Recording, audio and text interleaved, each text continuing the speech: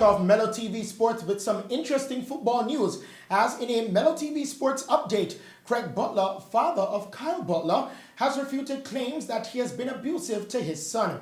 In a series of shocking tweets on Monday, national under-23 player Kyle Butler had revealed that he had been enduring abuse from an unidentified man for nearly 14 years, and many persons believe that unidentified man is Craig Butler. However, in a statement released late last evening, Craig Butler refuted the allegation, saying, quote, "Let me categorically state that I have not been abusive to my son on that date or any other date. I have encouraged him and helped him to achieve his full potential. I have worked hard to create opportunities for my son, of which he enjoyed for years. There was no complaints then." End quote. Craig has asked for privacy while the pair works through. We bowl over to some cricket news now. Cricket West Indies officials currently in Bangladesh to inspect the biosecure plans and health protocols in the country ahead of a proposed tour next month are very impressed with the concise and tight arrangements. The three-format tour could yet to be shortened, but question marks hanging over it might have been dispelled for the time being. CWI Director Dr. Akshay Singh and Security Manager Paul Slow arrived in Dhaka on November 28 and conducted a survey of facilities in Dhaka and Chattogram, including at airports, hotels, stadia, practice facilities and hospitals over the past few days. They will now report their observations to the CWI Board of Directors, who will then make a decision on the tour. The BCB hasn't hosted any international cricket during the pandemic, with Australia and New Zealand having postponed their tours scheduled for June and August, respectively. Now, Bangladesh also hasn't toured any country, having come close to going to Sri Lanka before that tour was called off in September. On to racing news now. Seven-time Formula One champion Lewis Hamilton has tested positive for COVID-19 and will now miss the Shakir Grand Prix.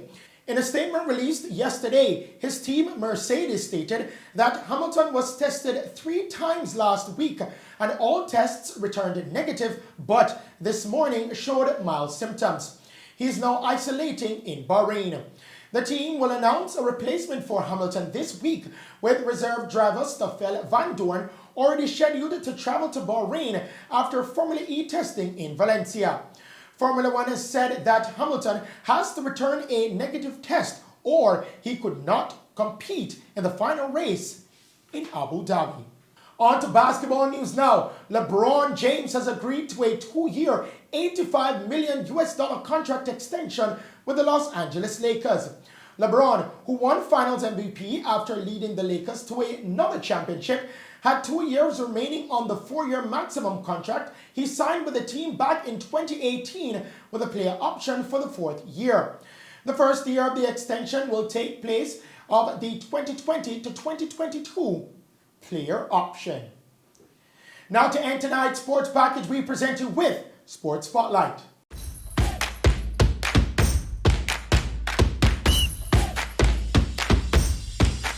In tonight's Sports Spotlight, I want to talk about the West Indies' chances of defeating New Zealand in their test series.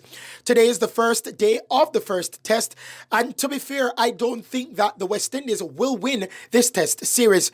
Yes, we shouldn't use the T20 series to judge what the players will do in the test series due to the fact that most test players did not play in the T20 series, and most T20 players will not be playing in the test series. But we have not improved on the bowling. That was the main reason why we were demolished by England in our test series when we traveled there, as we were the first team to do a test tour during the COVID-19 pandemic. We have to improve our bowling in order to win this test series, because it's not the bat that's the problem, it's the ball. This has been Sports Spotlight.